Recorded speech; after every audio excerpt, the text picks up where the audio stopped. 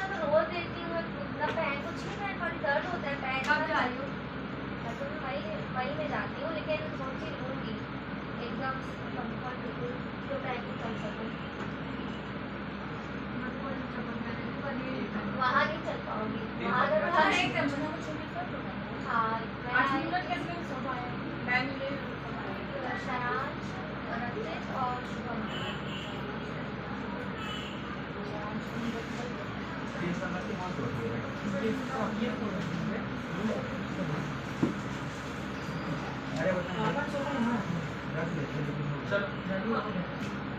नया topic start हो रहा है। क्लास दीजिए मेरे को, मैं स्कीम करूँ। अरे यार दिमाग से हाँ हाँ करना, मुझे तो वैसे ही दिखा है। 21 तारीख को मैं दीजिए बिस्किट खाई। बिस्कुट का नाम सुन रही हो? काम थोड़ी है। चलो ध्यान दो। सर दो से नहीं रुकेंगे, बुक्स मैं तो निकालूंगा। दो टॉपिक है। तो सर एक बात पूछनी है, सुनिए ना, जो आपने पीछे चूहे की दवाई बनाई थी ना, वो आप बेचते हैं क्या? मुझे चाहिए थी, हमारे घर बहुत चूहे हैं। मम्मी को पता है, तो मुझे ले आना खरीद कर। अगला पॉइंट है, जब हम कंपनी के शेयर्स किसी को नहीं देते, उसके बदले कोई एसेट्स के बदले में हम शेयर देते हैं, तो दो एंट्रियां होती है, ध्यान रखो। एसेट्स के बदले में हम क्या दे रहे हैं? शेयर। तो जैसे पहला क्वेश्चन लिखा है, Bansal heavy machinery limited purchase a machine for 3,20,000 from Honda traders, full stop. आपने होंडा ट्रेडर्स से मशीन खरीदी, ध्यान देना। 30 नंबर, होंडा ट्रेडर्स से तुमने मशीन खरीदी, तो what come? Machine account DR2 Honda traders. कितने की मशीन है? 3 लाख 3,20,000। नरेशन क्या बन जाएगा? Being machinery purchase, correct. Machine अपन ने खरीदा। सेकंड लाइन देखो क्या लिखी है, payment was made 50,000 cash and remaining amount issue of equity share in the face value of 100 each at the price of 90। ध्यान से समझना, आपने उसको पेमेंट कैसे किया? 50,000 कैश। ध्यान दो, पहली चीज तो बनी इनकी, अपन ने पेमेंट किसको की है? पेमेंट किसको किया? होंडा ट्रेडर्स को। और रिसीवर कौन हुआ? Honda traders account DR। कितना पेमेंट किया तुमने? पेमेंट कितना किया? 50,000 तुमने कैश दिया, करेक्ट? कोई डाउट? अभी भी कितना पैसा देना बाकी है? 3,20,000 की तुमने मशीन खरीदी है, 50,000 दियो, 2,70,000, 2,70,000 अभी आपको और देना है। आप उसके लिए क्या लिखा है उसने, देखो 50,000 कैश के बाद remaining amount by issue of equity share of the face value of 100। आप बाकी पैसा किस में दे रहे हो? इक्विटी शेयर में, 100 रुपए वाले। तो रिसीवर कौन होगा? Again Honda traders. और आप क्या दे रहे हो उसको? व्हाट वो? Equity share. ना तो उसमें एप्लीकेशन है, ना अलॉटमेंट है, ना फर्स्ट कॉल है, ना सेकंड कॉल है, पूरा शेयर उसको उठा के दे रहे हो, ठीक है ना? ध्यान देना, कितना शेयर दे रहे हो उसको बताओ।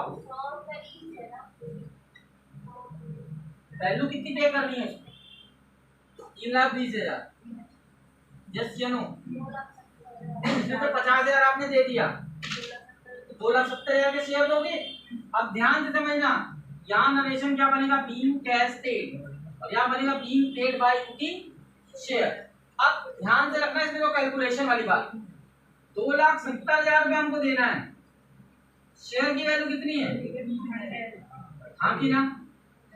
लेकिन वो 100 रुपीज का शेयर कितने में दे रहे हो आप? देखो, चेक करो क्वेश्चन, एट ₹90, यानी 10 रुपए के डिस्काउंट, यानी शेयर की एक्चुअल वैल्यू कितनी बनी? 2,70,000। मेरी बात ध्यान से देखना है, तो सब गड़बड़ भी हो जाएगा। 90 क्योंकि ये 3 क्वेश्चन है, 3 में से एक रखा रखाया है। बार बार बोल रहा हूँ, 14-15 नंबर का इस चैप्टर से आता है। एक क्वेश्चन कहाँ से आएगा? लमसम या एप्लीकेशन वाले से, ठीक है ना? या तो वो 6 एंट्री 7 एंट्री सिंपल क्वेश्चन, दूसरा ये है, और तीसरा फॉर्फिटेड है जो आगे बढ़ना है, ठीक है ना? तो यहाँ ध्यान दो, 90 रुपीज का एक शेयर हुआ, तो नंबर ऑफ शेयर्स कितना हुआ? 3000 शेयर। यस या नो? आपको कितने शेयर देने हैं? 3000, शेयर। ठीक है? शेयर की वैल्यू कितनी है?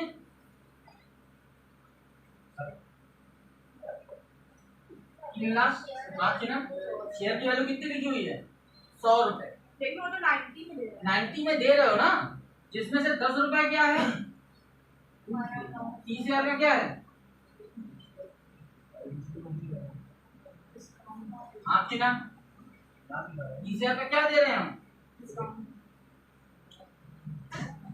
3,000 शेयर को 10 रुपए से मल्टीप्लाई करेंगे तो 30,000 का डिस्काउंट आएगा कि नहीं आएगा?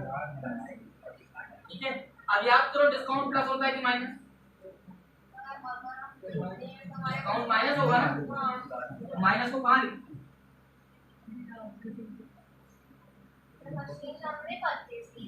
हाँ, हम दे क्या रहे हैं? शेयर। हम शेयर दे रहे हैं, 3 लाख रुपए का शेयर कितने में दे रहे हैं? 2,70,000, ठीक है ना? 3 लाख का शेयर हम कितने में दे रहे हैं? ये शेयर वैल्यू हुई कि डिस्काउंट की वैल्यू हुई? डिस्काउंट की कितनी वैल्यू हुई? 10 रुपीज हो गया। यहाँ क्लियर है?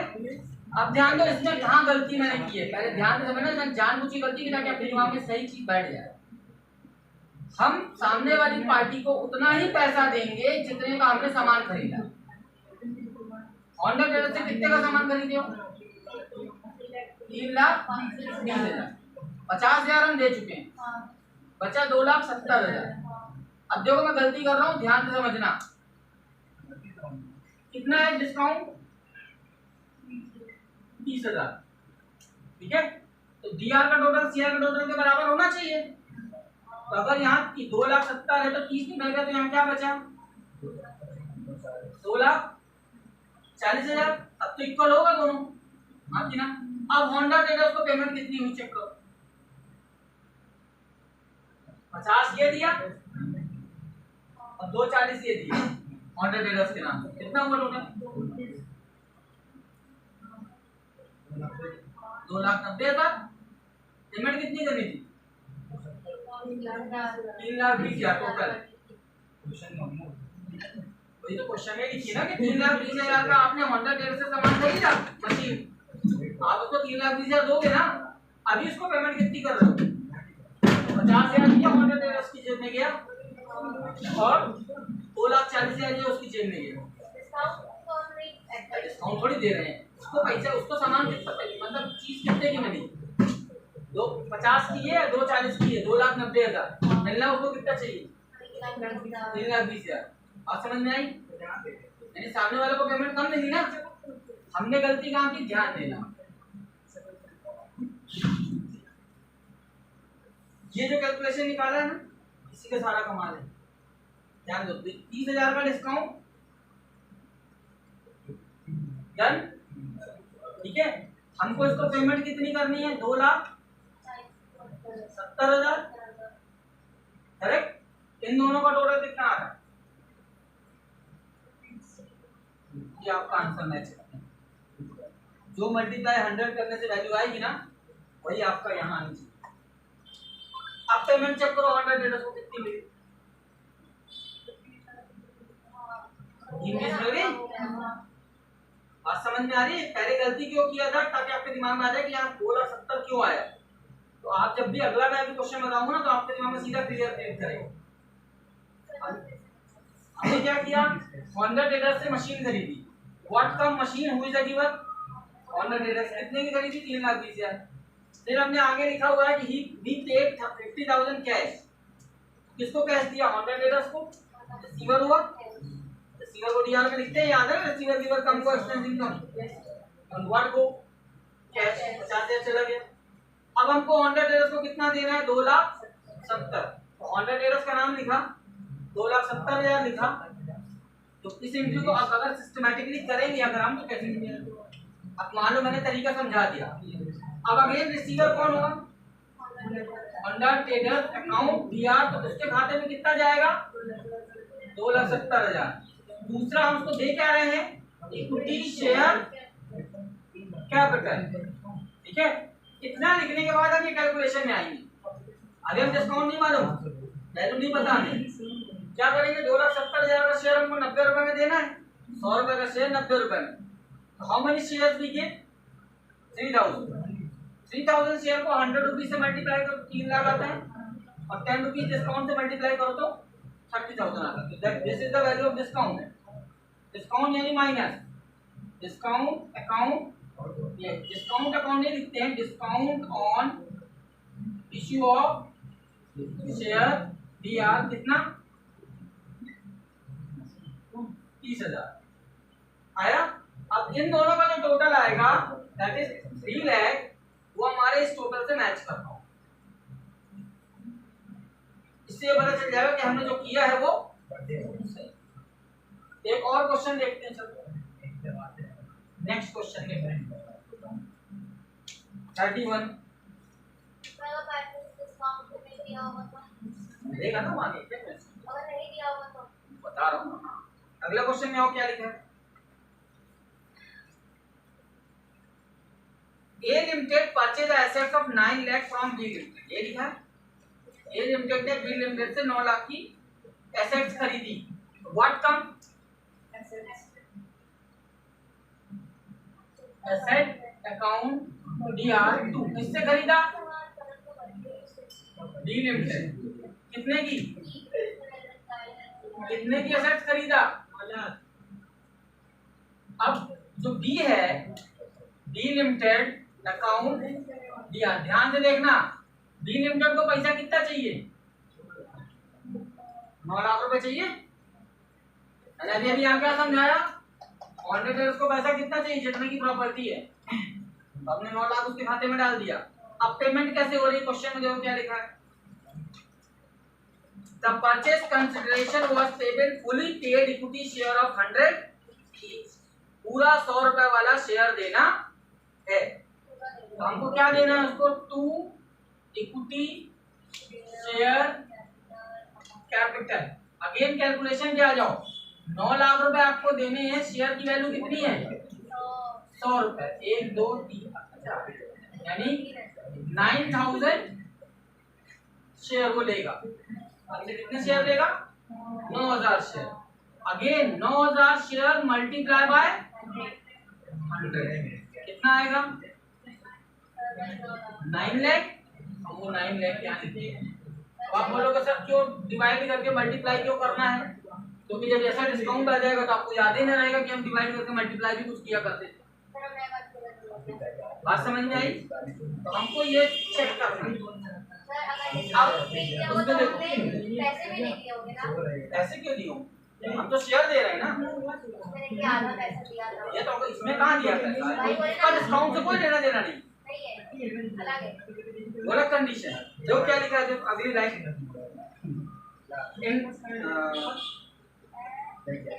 show the necessary journal entry in the case of the following cases in the book of B Limited if the issue of share are number 1 at par। लिखा है at par का मतलब क्या होता है, ये 100 का शेयर, at par का मतलब इन कंडीशन मैंने आपको बताई थी, at par मीन्स होता है 100 का शेयर आपने 100 में दिया, एट डिस्काउंट का मतलब होता है 100 का शेयर आपने 90 80 70 20 जितने में दिया, यानी कुछ पैसे कम थे। और एट प्रीमियम का मतलब होता है 100 का शेयर आपने 110 में या 120 में दिया या 140 में दिया, 150 होता है। पहली कंडीशन क्लियर। अब देखो इसी क्वेश्चन को बोल रहा सेकंड कंडीशन से करो। सेकंड कंडीशन क्या लिखी है पढ़ो, एट अ प्रीमियम ऑफ 20। एक बार ये था, ये एट पार क्यों, कि हमने एक में ले लिया, 100 का शेयर 100 में, ये कौन सा कहलाएगा? एज डिस्काउंट, क्योंकि आपने डिस्काउंट में दिया। डन। आप देखो प्रीमियम क्या होता है, एंट्री सेम है, तुमने क्या खरीदी? कंडीशन नंबर 2 में पहली एंट्री एसेट ना, एसेट अकाउंट दिया टू किससे खरीदा? बी लिमिटेड से, कितने में? 9 लाख रुपए। डन। अब तुमको पेमेंट किसको करनी है? बी लिमिटेड को करनी है ना। कितना लेना चाहेगा बी लिमिटेड? कितना मांग रहा है? उसको 9 लाख रुपए चाहिए। ठीक है ना। यहाँ मैं वही चीज बार बार आपके दिमाग में क्लिक कराना चाहता हूँ कि जो यहाँ है उसको जितनी पेमेंट चाहिए पहली एंट्री में, पेमेंट उतनी ही होगी, ना कम ना ज्यादा। तो हमने 9 लाख देने, किस रूप में देने? Share capital. हमको उसको लेना है शेयर कैपिटल। कितना शेयर? ध्यान देना, 9 लाख का शेयर है, 100 रुपए का शेयर प्लस 25 रुपए। क्यों? 25% प्रीमियम। यहाँ क्या था? 100 का शेयर 90 में, यानी 10% डिस्काउंट, तो माइनस हो गया था। प्रीमियम हो तो क्या हो गया? प्लस। ध्यान दो, 9 लाख डिवाइडेड बाय 125 कितना आएगा? 9 लाख डिवाइडेड बाय 125 काटो, इससे कैलकुलेट करो कितना होगा? शायद आई थिंक 800 आए, 8000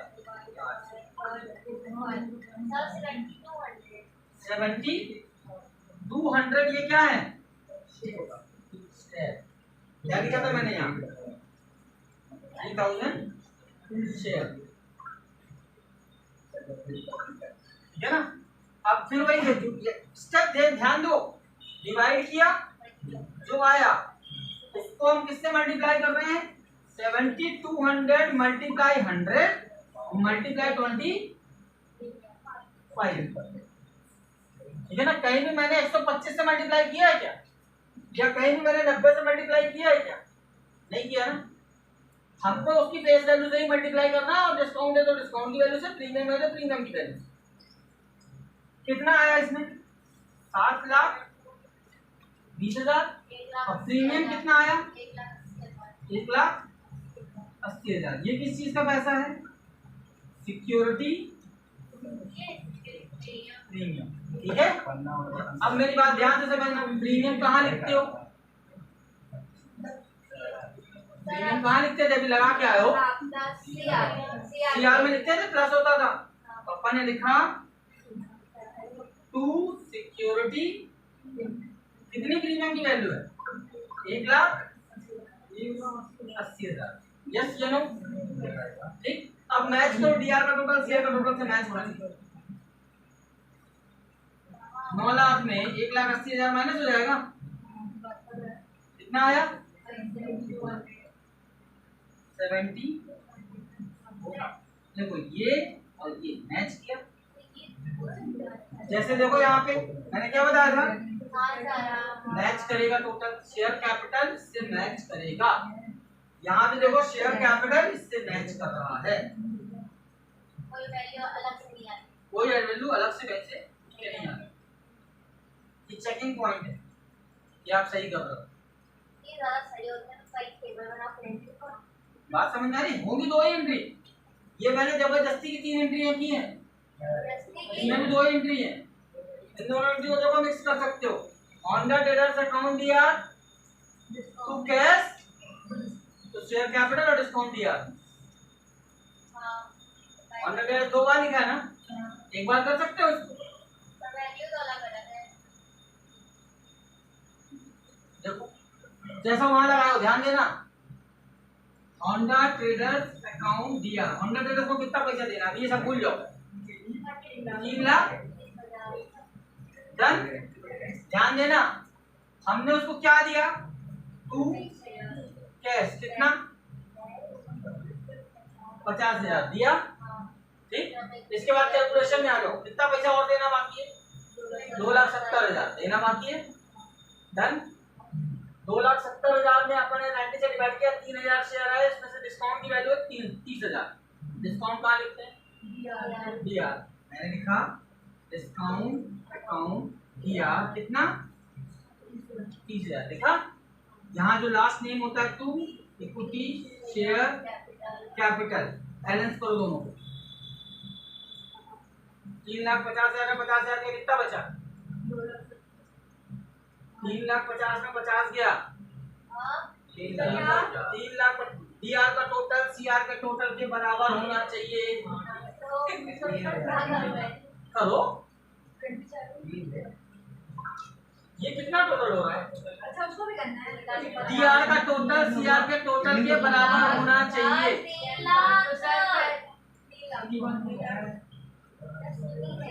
ये 3 लाख और ये 3 मैच किया। बात समझ में आई? चाहे आप सिंगल एंट्री कर दो चाहे डबल एंट्री करो। बात समझ में आ रही है? ये क्वेश्चन आप चाहे जो करो 10 बार प्रैक्टिस करनी पड़े 10 बार करो और आता ही आता है।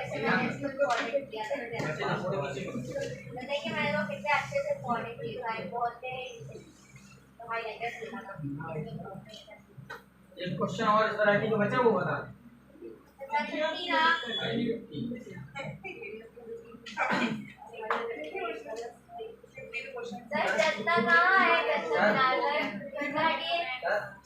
क्वेश्चन आते हैं? 14 नंबर का आता है। सोच रहे कितने क्वेश्चन है? 4 नंबर से बड़ा आता नहीं। हर वैरायटी में क्वेश्चन आएगा तुम्हारा। 2 नंबर में भी 3 नंबर में 25 क्वेश्चन आते हैं और इसमें कैसा हो सकता है? वो ज्यादा क्वेश्चन कैसे आ जाते हैं? एक क्वेश्चन है 4 नंबर का, उसके और में रहता है ना, तो पता चला आपको लमसम दे दिया, उसके और में ये दे दिया, तो दोनों बनता रहता है फिर दिक्कत है। हां सर बहुत ज्यादा ओवर कर आते हैं हम लोग। और जो दोनों नहीं बन रहा तो दोनों ही बनता है, दोनों का ही आंसर आता है। कंफ्यूज रहता है। दोनों बन रहा होता तो लगता है ये भगवान कैसे बनाया पेपर, है ना? कार से बना रहे हैं। मतलब पेपर बनाने वाले की दोनों तरफ से मरण। अच्छा बनाया अच्छा बना दिया, आसान तो बोले कचरा पेपर आया।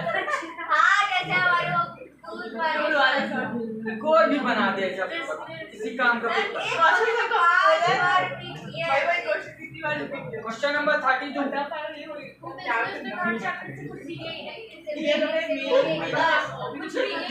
चलिए जल्दी से मुद्दे पे आइए।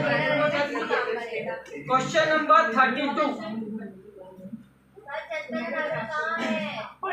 तुम्हें काल लेना देना, तुम हो ना, पढ़ रहे हो ना, पढ़ा रहे ना बस। Deep Singh company Indore purchase the machinery from Prateek machinery store worth ₹80,000। ये लिखा है 80,000 की मशीन खरीदा, किससे खरीदा? प्रतीक मशीनरी स्टोर से। ध्यान देना, what come machine account DR Prateek machinery store. Deep Shikha ने खरीदा। Deep Shikha Indore company purchase the machinery from Prateek machinery store. Prateek machinery store से खरीदा उसने कितने की मशीन? 80,000 की खरीदा। 80,000 में खरीदा, ठीक है। अब सेकंड एंट्री यही से चालू हो जाएगी, प्रतीक मशीनरी स्टोर अकाउंट DR2। एक लाइन छोड़ के करना कि डिस्काउंट होगा तो यहाँ आएगा, ठीक है ना। अब क्या अपन ने दिया उसको, अगली लाइन पढ़ो। Paid 30,000 cash. अपन ने उसको कैश दिया, कितना देना कितना है? 80,000। वो फिक्स, वो नहीं लेगा। जैसे वहां 9 लाख रुपए फिक्स था, वहां 3,20,000 फिक्स था। जितने का खरीदा हम पैसा उतना ही देंगे। कितना देना है? हमने 30,000 का कैश दे दिया, डन। और बाकी हम किस फॉर्म में देंगे? To equity share capital. ये वैल्यू निकालने के लिए हमको करना पड़ेगा कैलकुलेशन। कितना बचा? 50,000 और देना है, डन। अब वो कैसे दे रहे हो चेक कर लो। Remaining amount issued 5,000 fully paid equity share of 10 each. सीधा सीधा बोल रहा है 10 रुपया वाले 50,000 शेयर दिया। चेक कर लो, 50,000 शेयर, 5,000 शेयर 10 रुपया वाले, या इसको इस तरह से लिख लो। उसमें सीधा आपको शेयर बता दिया है ना, इसलिए आपको डिवाइड करने की जरूरत नहीं पड़ रही। और वैसे भी अगर आप डिवाइड करोगे कि 10 रुपये वाला शेयर, तो शेयर कितने आए? 5,000। और आपने 5,000 को मल्टीप्लाई किससे करना है? 50,000 आ गया। अब चेक करो दोनों का डिफरेंस, यहाँ हम 50,000 लिख रहे हैं और ये 50,000 इससे मैच कर रहा है कि नहीं?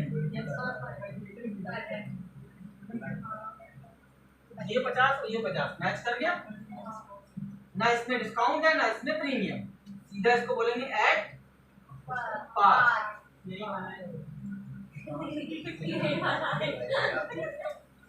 ध्यान से देखो, ऊपर वाले में $2 लिखा है।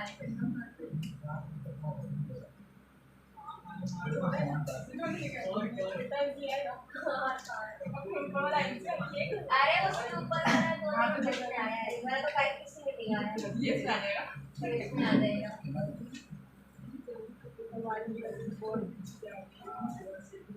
अच्छा फोर तो जाए। अब इसके बाद आपका जो अगला वैरायटी है that is called forfeiture of share. Forfeiture of share का मतलब होता है कि जो शेयर आपने किसी को इशू किया था, जिसके में भी, ध्यान से सुनना, जिसके में भी कॉल इन एरियर हुआ है, यानी जिस व्यक्ति ने आपको पैसा नहीं दिया, उसके शेयर अब आप कैंसिल कर देंगे। फॉरफीट करना मतलब शेयर कैंसिल करना।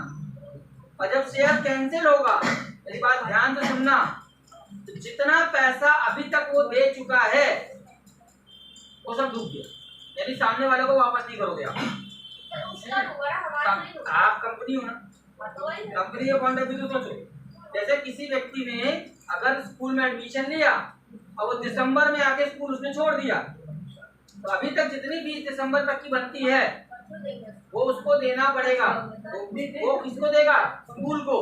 स्कूल वापस नहीं करेगा। दिसंबर तक की देगा ना। हाँ, वो दिसंबर तक की फीस उसको पे करनी पड़ेगी। और अगर मान लो वो स्कूल ऐसा हुआ जहाँ लिमिटेड सीट स्कूल है, ध्यान से समझना, ये बहुत बड़ा पॉइंट है। जहाँ लिमिटेड सीट स्कूल है, तो उसके जाने की वजह से एक सीट का लॉस हो रहा है, तो स्कूल चाहे तो फाइन मार, क्योंकि फ्यूचर में मिलने वाला पैसा उसको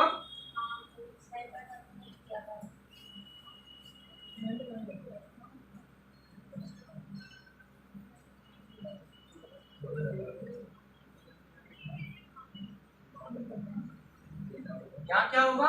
सामने वाला अगर पेमेंट नहीं किया और शेयर कैंसिल हुआ, जितना पैसा डिपॉजिटेड है वो सब फ्रीज हो जाएगा, उसको वो पैसा रिटर्न नहीं मिलेगा। अगर किसी व्यक्ति के अकाउंट में या शेयर में कॉल इन एरियर हो रहा है, तो उसने जिस स्टेप में पैसा देना बंद किया है, वहां तक का जो पैसा डिपॉजिट हो चुका है वो सारा पैसा फ्रीज हो जाएगा, उसको वापस नहीं मिलेगा और उसका शेयर भी छीन लिया जाएगा।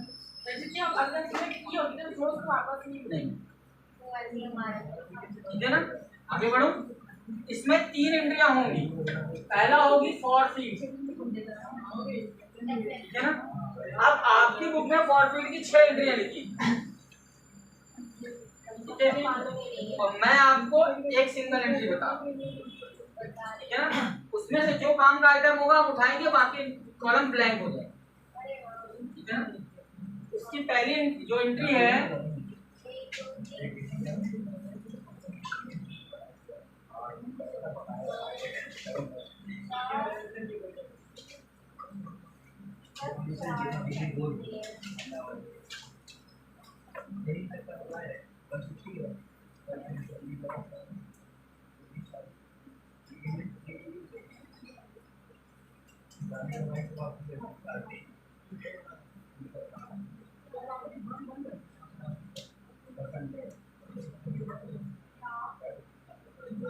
क्या है सर? इक्विटी शेयर एप्लीकेशन थोड़ी मतलब हो गया।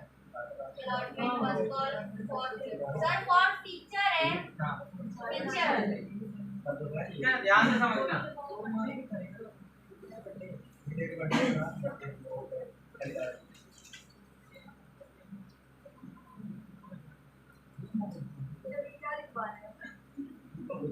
कॉल यूपी वाले ऑल आवर वैल्यू नहीं खाता है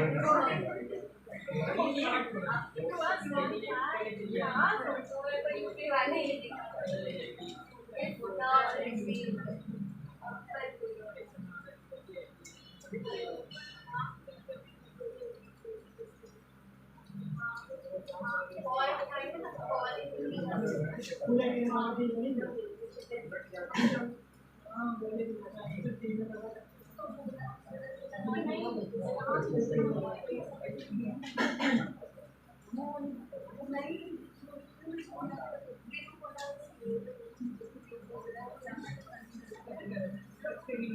जो मैंने ब्रैकेट में लिखा है उसका मतलब वहां पे वैल्यू जो आएगी वो कहां से आएगी।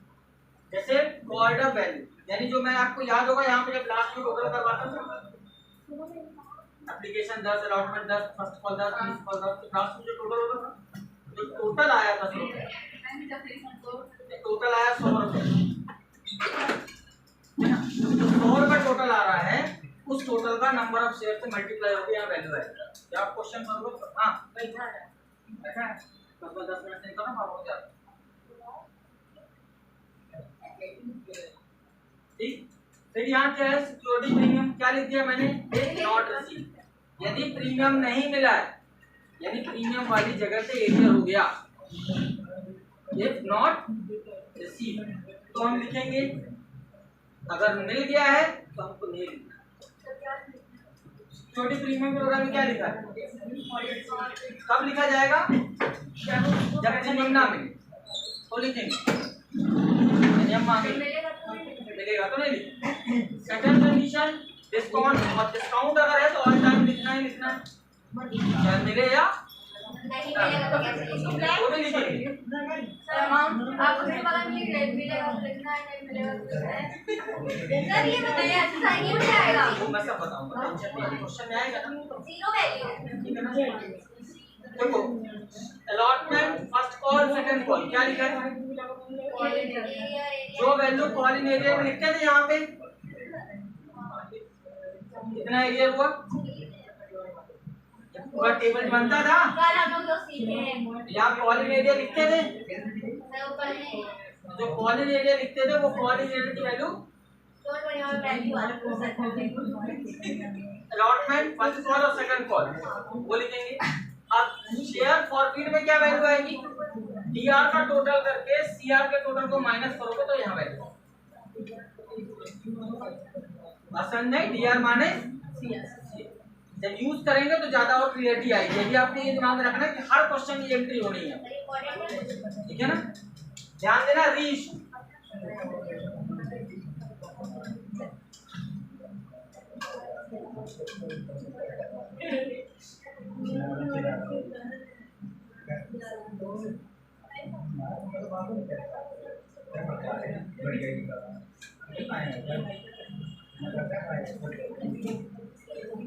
एंट्री हो गई रीइशू, यानी आपने पूरा शेयर दोबारा बेच दिया। जैसे सामने वाले से शेयर आपने छीन लिया, जैसे स्टूडेंट को मान लो उसने टीसी लेके चला गया तो जब जगह खाली हो गई तो कोई दूसरा एडमिशन लेने आया तो हमने उसको उसकी जगह एडमिशन ले लिया। तो जो शेयर हमने आपसे छीने हैं वो शेयर हम किसी और को बेच दें। जब बेचेंगे तो हमें प्रॉफिट होगा या लॉस, क्या बोल प्रॉफिट होगा अब वही चीज है ना, अगर प्रॉफिट हुआ तो क्या करोगे, लॉस हुआ दोनों क्या होगा ना या तो दोनों में से कोई एक चीज हो सकती है। जैसे एग्जांपल दे रहा हूँ, मान लो तुमने 5 लाख की एक कार किसी को बेची किस्तों में, ठीक है ना, अब उसने मान लो 3 लाख रुपए जमा कर दिए, उसके बाद पैसे नहीं जमा कर रहा तो आप उसकी गाड़ी उठा के ले आए, अब बिना चाबी टूट जाए। अब उसमें क्या कंडीशन होगी, ध्यान से समझना, उसके 3 लाख उसको वापस होने वाले नहीं, वो कार आप कंपनी ले आए, उस सेकंड हैंड कार को आपने किसी को हो सकता है 3 लाख में फिर से बेच दी, तो आपने 3 लाख में सेकंड हैंड कार 3 लाख में बेच दी, तो आपको 1 लाख का क्या हो गया प्रॉफिट, क्योंकि 3 लाख तो आप पहले ले चुके हो पहले वाले ग्राहक से। अब दोबारा भी आपने उसको 3 लाख में बेचा तो आपको टोटल 6 लाख मिले। कार की कीमत क्या थी 5 लाख। अब मान लो हो सकता है सेकंड टाइम में वो कार 1.5 लाख की बिके, तो आपको टोटल कितना मिला, आपको 3 लाख एक बंदे से मिला था, 1.5 लाख दूसरे बंदे से मिला, तो 50,000 क्या हो गया। लो दोनों कंडीशन हो सकती है, तुमने दोनों कंडीशन को मिक्स कर दिया, समझ में आया। पहली कंडीशन थी हमें 3 लाख में कार उठा लाया, उसने पैसे नहीं दिया, एक बंदे को हमने 3 लाख में दोबारा बेच दिया, अब टोटल 6 लाख मिला।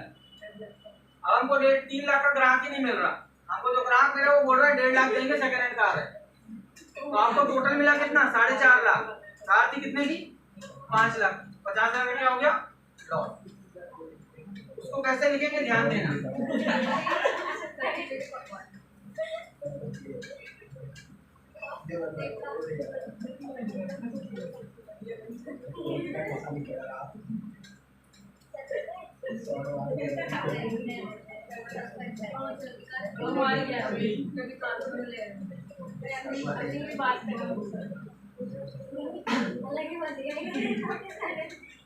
ध्यान दो, मैंने एंट्री की शेयर फॉरफीचर अकाउंट दिया टू कैपिटल रिजर्व। पहली एंट्री में जो फॉरफीचर है क्या ये, और जो दूसरी एंट्री का फॉरफीचर है, उन दोनों को माइनस करोगे तो जो वैल्यू आएगी वो यहाँ है।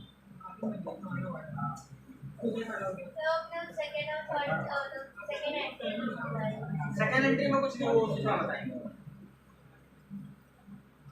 ठीक, ये आपको नोट कर लेना है। छुट्टी मैं निकल रहा हूँ।